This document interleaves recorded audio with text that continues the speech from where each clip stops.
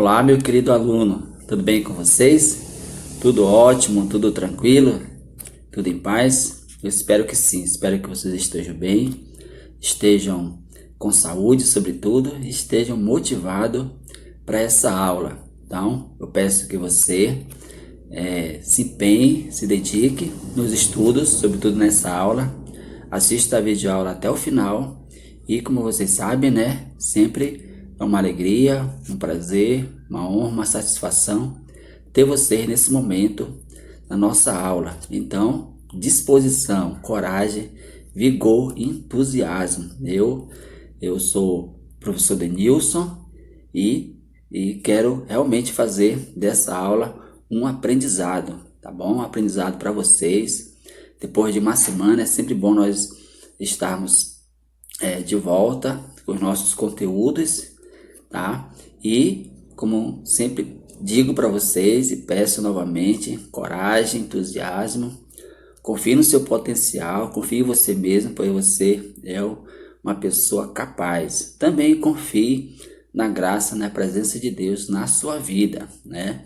Deus é a nossa força maior, Ele nos direciona, Ele nos dá força, nos dá coragem, nos protege. Portanto, tenha fé, tenha esperança em Deus e acredite que Ele é uma presença constante na sua vida. Então, sinta a presença de Deus na sua vida, nas suas atividades, nos seus trabalhos, porque Deus, se você acreditar, se você confiar, Ele de fato vai fazer a diferença na sua vida. Então, coragem, entusiasmo, assista a aula até o final. E peço a você, meu caro aluno, minha cara aluna, você que ainda não veio para a aula presencial, eu faço o convite de uma forma muito pessoal. Então, se você estar bem, sua família estar bem, está tudo em paz com vocês em relação à saúde, então você está sendo convidado a vir para a aula presencial. Estamos abertos, disponíveis para lhe acolher e acolher de uma forma muito carinhosa. Você está fazendo falta aqui na escola, certo, alunos? Então, empenho, dedicação, força. A gente sabe que tem os desafios da vida, do dia a dia, mas entenda que você é capaz de superar todas as dificuldades, tá? Porque você é uma pessoa capacitada, você é uma pessoa capaz e você tem Deus, tem Jesus Cristo na sua vida. Então você tem tudo para superar as dificuldades, os problemas e focar nos estudos, focar nas atividades, focar nas tarefas. E dessa forma, tenho certeza que você vai ter muito sucesso, certo? Então, como eu sempre digo, né, conta com o professor aqui, eu conto com você, com o seu empenho, e dessa forma nós vamos crescer juntos, certo? E no final, a alegria vai ser para todos, o resultado vai ser muito positivo. Então, agora acompanhe essa aula e, como eu sempre digo, né, depois você pode interagir com o professor, certo, alunos? Então, vamos à nossa aula de hoje. Assunto: empirismo, página 29 a 30. Então, alunos, por favor, por gentileza, acompanhe aí esse conteúdo aí com o seu material em mãos, tá? Para você fazer para você destacar as partes importantes, certo, alunos? Como vocês bem sabem, né? Sempre a gente revisa o assunto da última aula, tá? Depois de uma semana, é importante a gente rever algumas ideias do conteúdo estudado. Então vamos lá. Racionalismo e natismo. Então foi o assunto da aula anterior. As mudanças propostas no século XVIII em relação aos métodos de produção de conhecimento geraram longos debates sobre seus fundamentos, o que levou ao surgimento de novas teorias filosóficas. Então, alunos, se você está com seu material, se você não tem oportunidade, por favor, destaque aí no seu caderno. Novas teorias filosóficas, como foi o caso do racionalismo. Então, nós como já foi enfatizado, nós estamos tratando da questão da epistemologia, o modo de conhecer, teoria do conhecimento. E quando se fala teoria do conhecimento, a gente está falando de métodos também, tá? E como vocês bem sabem, né, a filosofia também, ela evoluiu, está evoluindo, e também em relação a isso em relação ao método de investigação, tá? Então, sofreu mudanças, sofreu transformações, um método como o método como se deve adquirir o conhecimento do ponto de vista filosófico. O método proposto por Francis Bacon tornou-se uma referência para a ciência moderna, privilegiando o papel da experiência, tá, gente? Então, por favor, ao Francis Bacon, de fato, ele dá uma ênfase muito grande à experiência, que é um método, faz parte do método de conhecimento.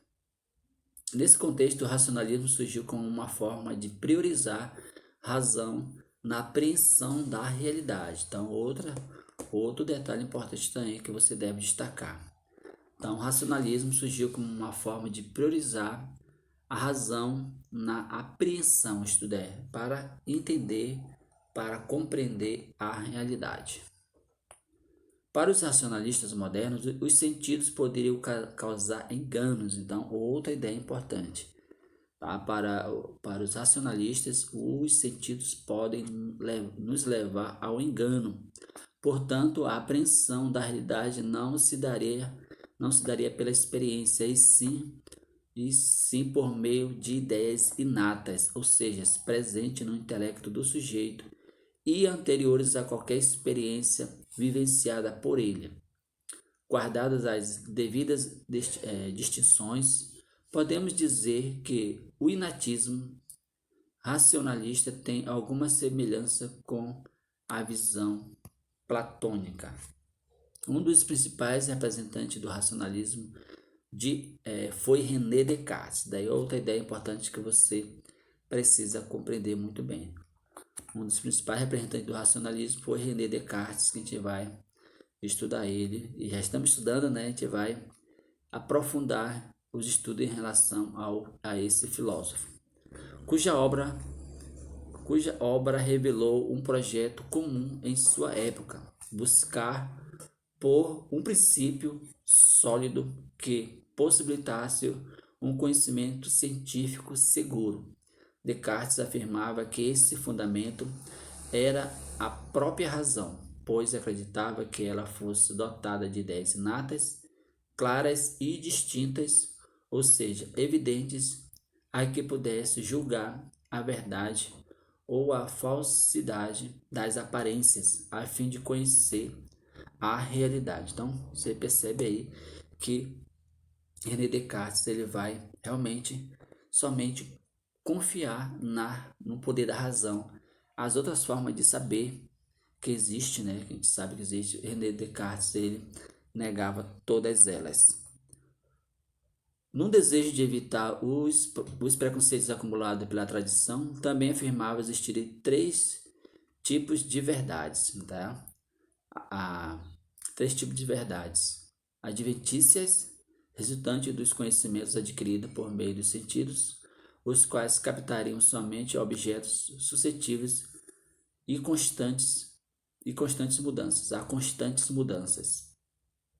Fictícias, provenientes da imaginação e resultantes de combinações mentais realizadas com base nos conteúdos da memória. Inatas, verdades eternas, imutáveis e universais superiores às informações obtidas com base na experiência ou na memória. Ao declarar a experiência de verdades inatas, Descartes desejava alcançar na filosofia verdades tão incontestáveis, evidentes, invariáveis quanto os princípios da matemática. Então veja aí, Descartes querendo colocar as ciências humanas, sobretudo a filosofia, como estudar, compreender conhecimento de uma forma geral, como os princípios da matemática, né? Bem, ele foi realmente é bem ousado. Isso a gente pode entender esse pensamento dele porque ele é extremamente racionalista. Portanto, com base na geometria, estabeleceu um método para avaliar todo o conhecimento adquirido em sua formação cultural e orientá-lo na busca de novos conhecimentos. Assim, decidiu duvidar sistematicamente de tudo o que parecia de assim decidiu duvidar sistematicamente de tudo o que percebia e de tudo o que aprendera, submetendo cada crença à necessidade de uma prova racional. Olha só, cada crença à necessidade de uma prova racional, para somente então dotá-la. Então, como eu já falei, tudo passa na visão de Descartes, tudo passa pelo crivo da razão. O método de Descartes era composto de 4 etapas. Primeira etapa: não posso escolher como verdadeiro algo que não conheço, evidentemente como tal.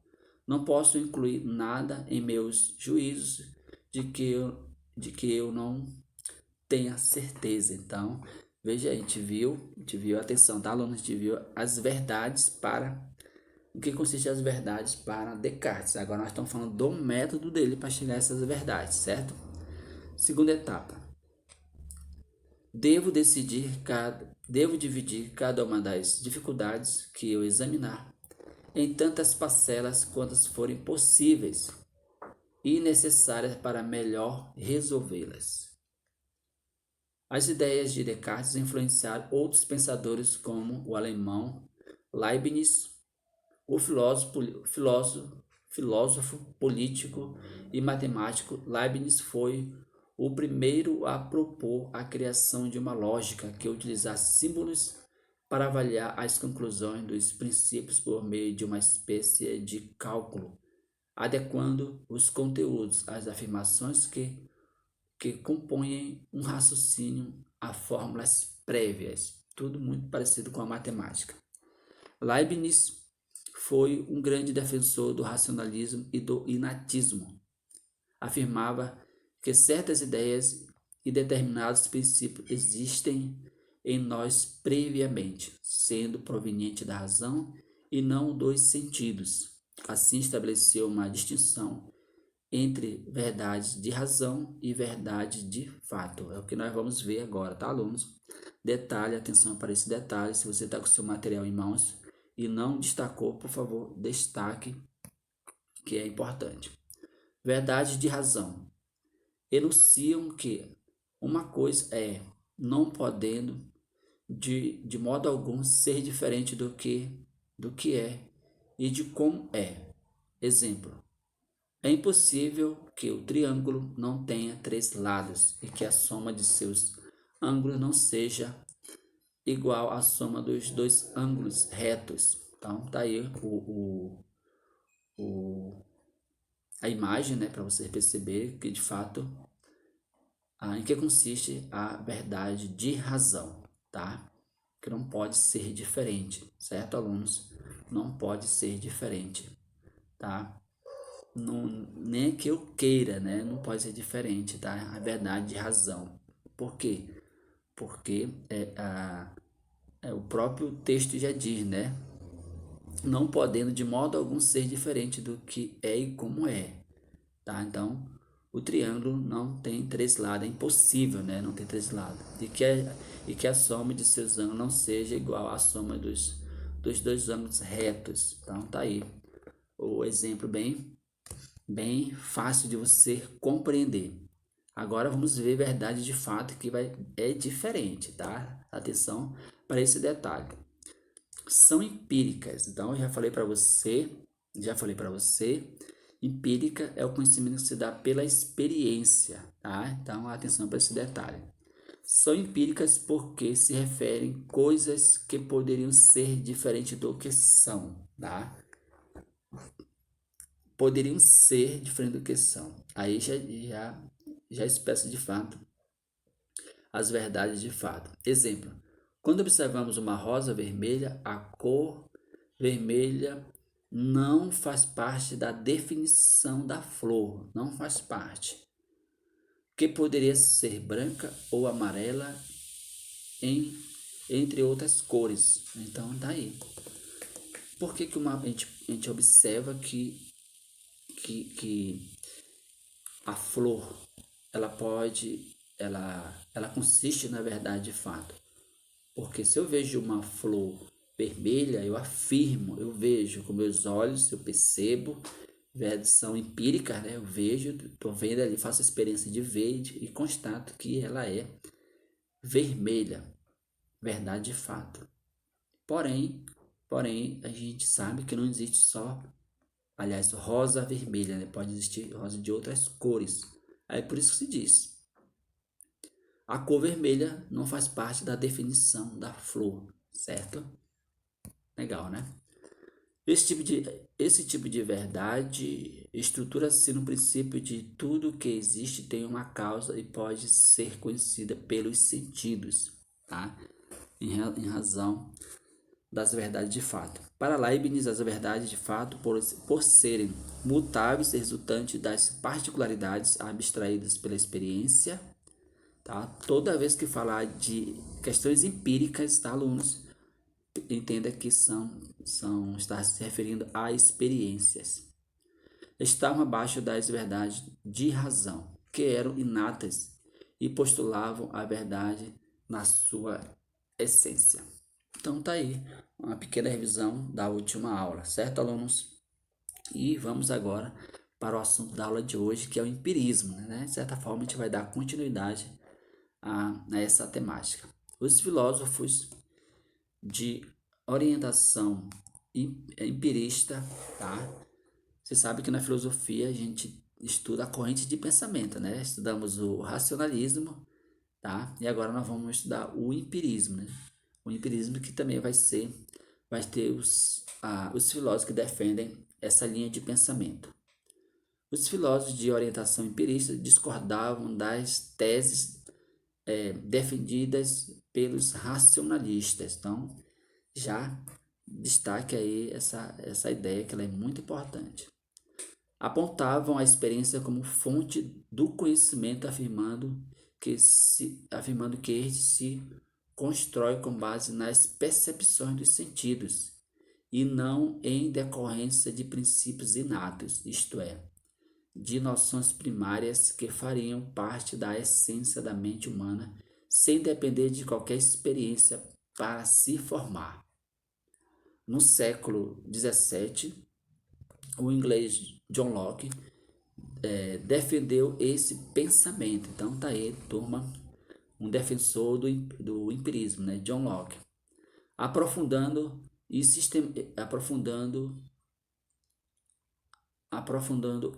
sistematizado no século aprofundado e sistematizado no século XVIII pelo escocês David Hume, tá, alunos? Então, detalhe, atenção para esse detalhe.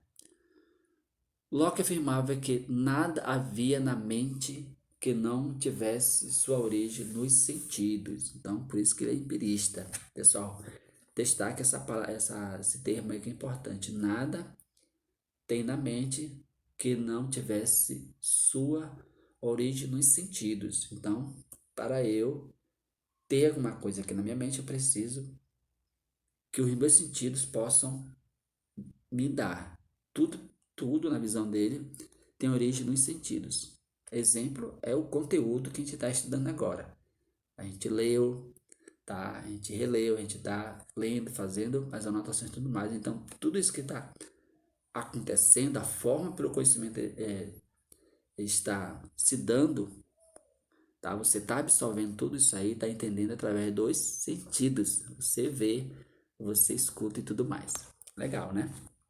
Para ele, a mente era como uma tábula rasa. De fato, é uma expressão dele, tábula rasa, tá?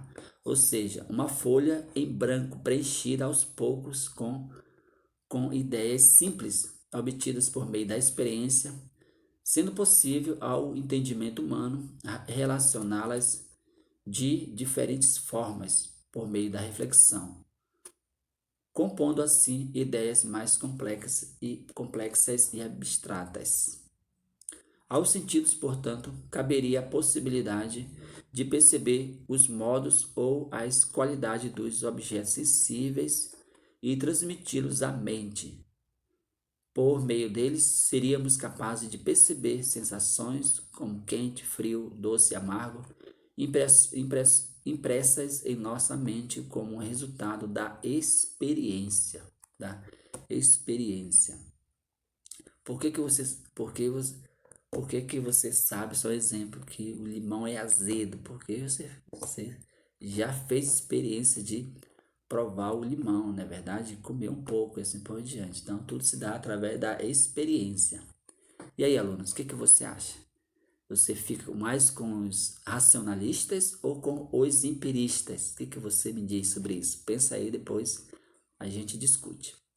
Logo, o conhecimento seria elaborado em duas etapas, pelos sentidos externos, sensações, e pelo sentido interno, reflexão, tá?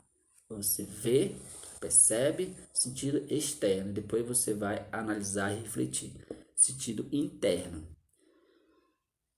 E pelo sentido interno, reflexão, e que é a percepção da mente sobre o que é captado pelos sentidos externos. Locke também descrevia o sentido interno como a ocorrência de percepções da mente sobre suas próprias operações, capacidade chamada de reflexão. Segundo ele, mesmo a reflexão depende da experiência por meio da qual a mente capta conhecimento recebido pelo exterior. Alunos, grife aí. Segundo ele, mesma reflexão depende da experiência por meio da qual a mente capta conhecimento recebidos do externo e abastece o entendimento com outras ideias, tais como perceber, pensar, duvidar, acreditar, raciocinar, querer. Muito boa, viu? Agora vamos conhecer as ideias de David Hume, considerado um filósofo cético. Em que consiste, professor, os filósofos céticos? Tá aí, os céticos colocavam em dúvida a possibilidade de conhecer, de alcançar um conhecimento seguro da realidade. Então, para os céticos, não podemos conhecer de fato, ter um conhecimento seguro, real, essencial da realidade. Para ele, o conhecimento tem como base a experiência. No entanto, não há possibilidade de obter um conhecimento seguro, ou seja, há sempre uma dúvida a respeito dele. Em outras palavras, o ser humano nunca de fato vai poder conhecer a essência das coisas, porque vamos pensar assim que o ser humano também tem os seus limites. Portanto, o conhecimento humano também tem seus limites. Hume acreditava que o conhecimento se estrutura por meio de três categorias. Tá? Atenção, alunos, grife aí. Associação, tempo, espaço e causalidade. Ao elaborar essa classificação, julgou superada a concepção da relação entre sujeito e objeto, segundo a qual o conhecimento seria um reflexo do mundo externo, representado na mente humana. Veja só, pessoal, um reflexo da mente externa apresentado na mente humana de forma idêntica à realidade, De acordo com o filósofo, ao observar o objeto, a reflexão do sujeito internaliza sua imagem, condicionando as suas próprias categorias. Então, o ser humano vê o objeto, a partir da sua percepção, da sua reflexão, ele vai condicionar suas categorias, ele vai desenvolver um conhecimento a partir do objeto observado. Mas isso basta? Para o cético, não. Para o cético, não. Hume defendia a experiência como fonte de conhecimento, mas o conhecimento sempre limitado. Tá aí, gente. Tá aí um dado importante, né? Só para confirmar a ideia de Hume, limitado, preso a hábitos. Não acreditava, por exemplo, que um fenômeno fosse causa ou efeito, desculpa. Vamos voltar aqui. Não acreditava, por exemplo, que um fenômeno fosse a causa ou efeito de outro. O hábito de observar alguns fenômenos ocorrendo em sequência é que levava as pessoas a imaginar uma lei de causalidade entre eles. Para o filósofo, o hábito ver o sol nascer todas as manhãs não garante que ele irá nascer amanhã,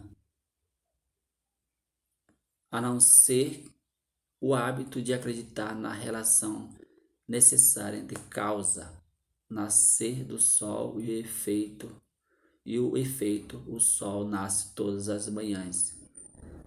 Essa relação causal ocorre com base no tempo e no espaço. Então, alunos, só para confirmar a ideia de David Hume, o hábito não é garantia de conhecimento verdadeiro, tá? A gente sabe que o sol nasce todas as manhãs, não significa que ele vai nascer amanhã. A gente pode falar isso porque a gente tem um hábito de ver o sol nascer todas as manhãs, mas o hábito não é garantia disso, certo? Certo? Ok, alunos, vamos lá, prosseguir. Então tá aí um assunto bastante gostoso de entender, compreender e estudar, né? Espero que você de fato tenha compreendido e entendido muito bem o empirismo e também o racionalismo, né? Que a gente está estudando nessas aulas. Ok, alunos? Leia mais o conteúdo. Se você não leu, leia mais que você vai entender melhor. E fico por aqui. Muito obrigado. Até a próxima aula. Um grande abraço do professor Denilson.